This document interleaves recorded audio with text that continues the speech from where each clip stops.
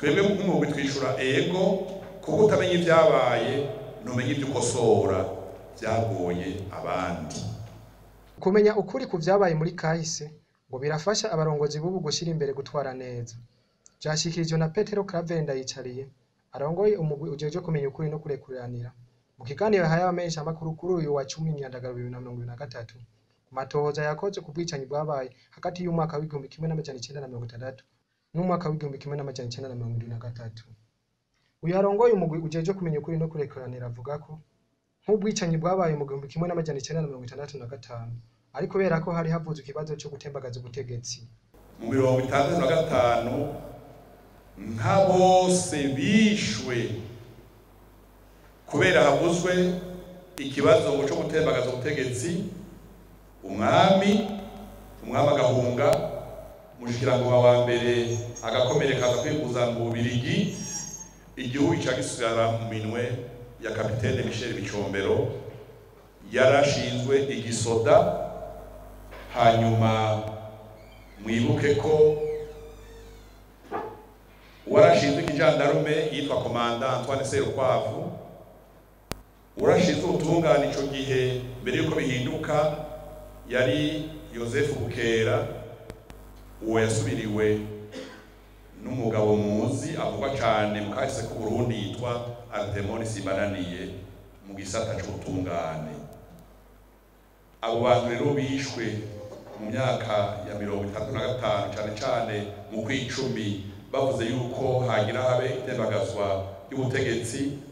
Bahereye ku batowe bose b'abahutu bo mu ntara zose, bahereye ku biro by'inamashingamateka, ku biro by'inamankenguzamateka, hanyuma barabagandagura baja mu basirikare b'abahutu, bajandare b'abahutu, baraja mu bakozi ba leta batari bake mu gihugu cose barabagandagura.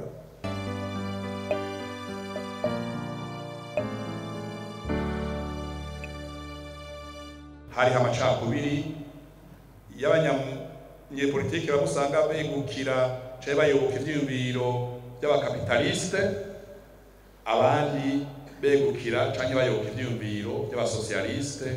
Mu Kirundi canke mu Burundi bavyita abayoboka umugwi wa Casablanca, abayoboka umugwi wa Monrovia. Abo rero ntibumvikana, nk'uko habaye abifuza kwikukira n'ingoga n'abandi bavuga bati ntiharagera.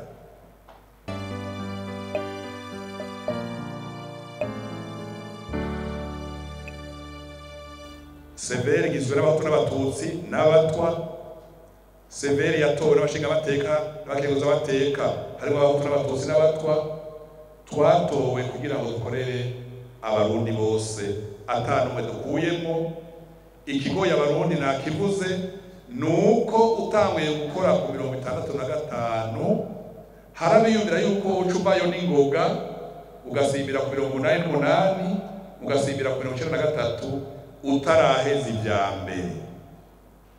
Utanguye 72 ukavuga ababikoze n'ababikorewe, haravuga bati muratevye kubera hasoso ukuri kubishe kumva.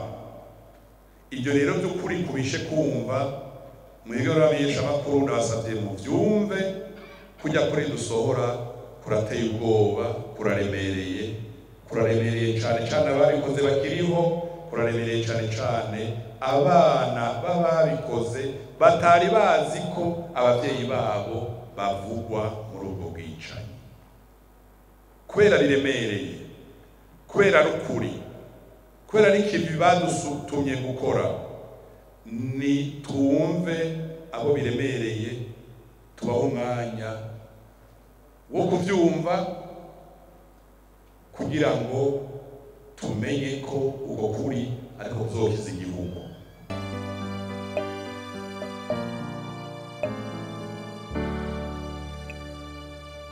Twaberetse amasanamu twita diapo. Mwabonye ko imboneza za mbere z'abahutu zagiye kurwanira kwikukira ku Burundi hanze ari bo bagandaguwe. Bagenzi babo mwabonye n'amazina, mwabonye ko babayeho vyerekana yuko ubwicanyi bwarondera butarondera abandi. Uwabuteguye yarazi umugambi ariko arategura. Ega 1965 urongoye inama nshingamateka yaragandaguwe. Icegera ciwe ca mbere yaragandaguwe. Icegera ciwe ca kabiri yaragandaguwe.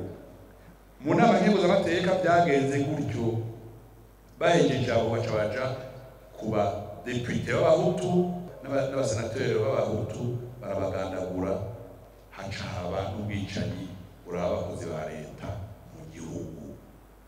Ariko akanyuma abatutsi barapfuye mu 1965, ego harabapfuye bishwe cyane cyane muri Muramvya ahantu bita Busangana, imitumba yitwa Rusha.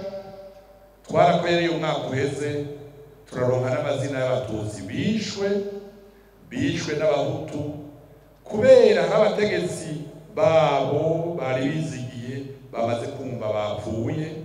Haraba n'umurugumestre wa kera yitwa Mathias arabagumura, hanyuma abahutu barica abatutsi, n'inzu zabo baraziturira, abasoda baca baraduga baza kwica abahutu n'abatutsi bahurira mu kibira guhungirayo, bakuye ku mutumba umwe ku mitumba imwe, hanyuma bafata ingingo yo gutahira rimwe.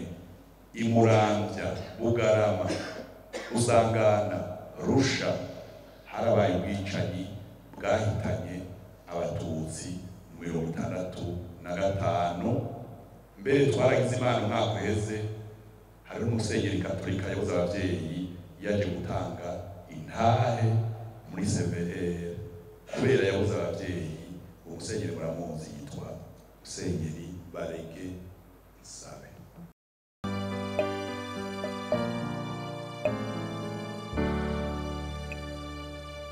Mu 1965 kwezi kw'icumi bavuga ko bashatse gutembagaza umwami Mwambutsa, shaka mutahane inkuru ikomeye muzokorerako mwumve ko umwami Mwambutsa yaciye ahunga, kandi yahungishijwe n'abaje kwitwa kwa Mutabaye, bamucisha muri Kongo, aji Buraya kwinyegeza yo guhungirayo. Umushikirangoma wa mbere biha Umugani Leopold yarakomeretse, nawe aja kwivuza mu Bubiligi.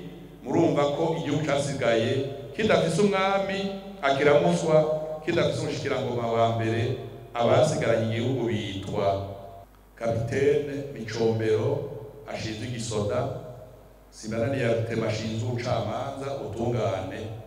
Ibyakurikiye murabizi, baciye babwira umuhungu wa Mwambutsa Karoli Nizeye ati ubwo ni wokura so wawe ko tutamubona mu gihugu.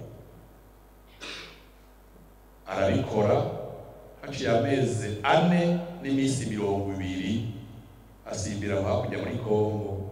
Uwo munsi ryagarutse, haciye havuka Repubulika ya mbere irongowe na Kapitene Michel Micombero. Tugejeje ngaho birakwiye kumva ko umugambi wateguwe wo gukura ubwami n'uwo kwigizayo abo batifuza ko bo twari igihugu bari kumwe. Tubamenyesha ko ico cegeranyo cari gifise icivugo ngo abatsinze amatora mu myaka ya 60 mu Burundi baciye bagandagurwa.